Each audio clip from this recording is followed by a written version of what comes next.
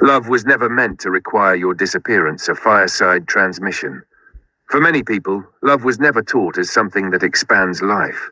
It was taught as endurance, sacrifice, silence, obligation, staying no matter how deeply the soul was hurting. People were taught that suffering was proof of devotion, that losing yourself was noble, that shrinking yourself to keep a relationship alive was maturity. So when love begins to feel painful, many people assume this is what love is. But perhaps love was never the thing that hurt you. People hurt people.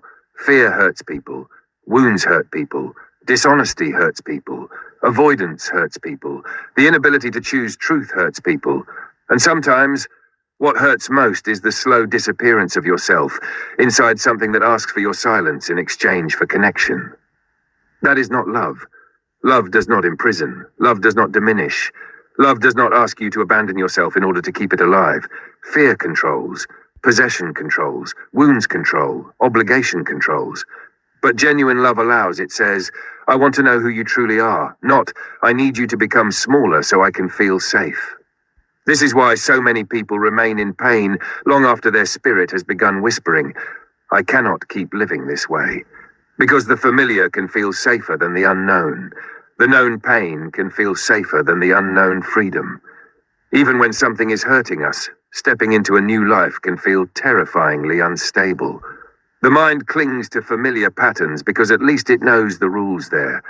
And sometimes people truly do love one another and still cannot meet each other where they truly live.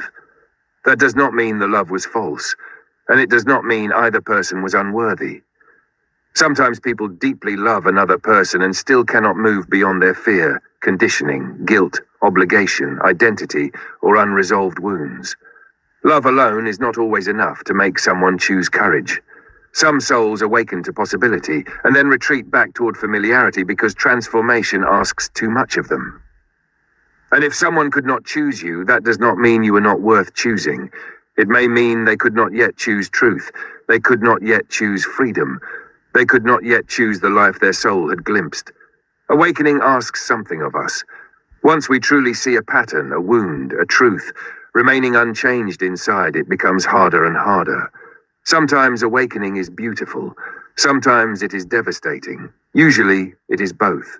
But healthy love does not require your disappearance. Real love says, bring more of yourself forward, not become less so I can relax. Healthy love does not ask you to betray your spirit to preserve the relationship. It does not demand permanent suffering as proof of commitment, because staying is not always noble, and leaving is not always failure. Real love expands life. It creates space for honesty, space for truth, space for growth, space for freedom, space for presence. Space for more of you to emerge safely into the world. Love should not make you smaller. It should make you feel more fully alive. So let this be your reminder. You are allowed to want peace. You are allowed to want joy. You are allowed to want presence. You are allowed to be fully seen. You are allowed to leave what is destroying your spirit. And you are allowed to believe that love can exist without requiring your disappearance. Because real love does not consume the soul. It nourishes it. And when love is healthy, you do not lose yourself within it. You become more fully yourself because of it.